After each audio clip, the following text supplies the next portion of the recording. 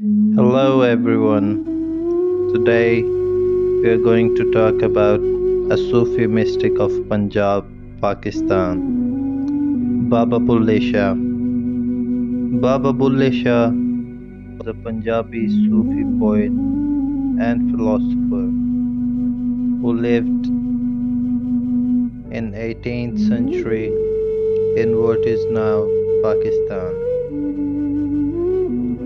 He is celebrated for his spiritually rich and thought-provoking poetry, which addresses themes of love, unity, and the search for the divine. Baba Bulle Shah verses continue to resonate with people, transcending time and borders. And Baba Bulle Shah remains an important part of Sufi literature of Punjab and Punjabi Sufi literature of India and Middle East. So let's just start the story of Baba Bulle Shah and his encounter with a magician or a person who knows the dark magic or the black magic. So there is a story related to Baba Bulle Shah when Baba Bulle Shah was ordered to set himself up in Kasur by his teacher. So if you don't know Kasur, Kasur is a city in Punjab, Pakistan. So his teacher ordered him to go to Kasur and settle himself there. So when he arrived in Kasur, he would sit in a ground under a peepal tree. One day, he noticed a man came and sat opposite to him. Some distance away, he was dressed like a magician or a amil, someone who practiced the occult. He would paint different faces on his stomach and sit in front of Baba Bulle Shah Rahmatullah alayhi with his shirt off. Sometimes it was a wolf, other times a buffalo or snake. One day, as Baba Bulle Shah Rahmatullah alayhi went in a deep meditation, he took a deep breath to hold it, but before he could do so, he felt his breath get stuck near his throat. Baba Bulle Shah Rahmatullah alayhi tried to envision the face of his master, but he could not recall it. Next moment, the face of this Amil, a black magician, appeared before him, and he was laughing. Baba Bulle Shah Rahmatullah alayhi immediately opened his eyes and found that man sitting opposite to him and laughing just the same. Baba Bulle Shah Rahmatullah alayhi called him over, but the man refuses and said to him, "You come over." Baba Bulle Shah Rahmatullah alayhi urged him to come over 3 times, but he refused each time. Baba Bulle Shah Rahmatullah alayhi became quite concerned and surprised that his spiritual powers were not having much effect on this man.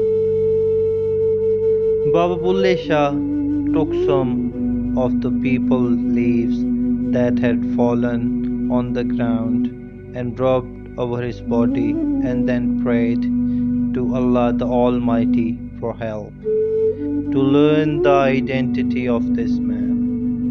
As soon as he finished his prayers and opened his eyes, an unseen force lifted him a foot off the ground. The man sitting opposite gave a big laugh and levitated even higher than Baba Bulle Shah Rahmatullah alayhi. Baba Bulle Shah immediately understood that this man was a magician practicing the dark art. Baba Bulle Shah used his spiritual power to try and bring him down, but in vain. Suddenly, the sound of Hazrat Data Ganj Bakhsh Ali Hajweri, a Sufi Buzurg or Sufi Wali from Lahore. He heard his voice appeared in his ears, and him he said, "Oh Bulle, this man won't go like this. His powers is from the wolf he has drawn on his stomach. Throw your sandal at him." Baba Bulle Shah made a prayer and was brought back down to the ground.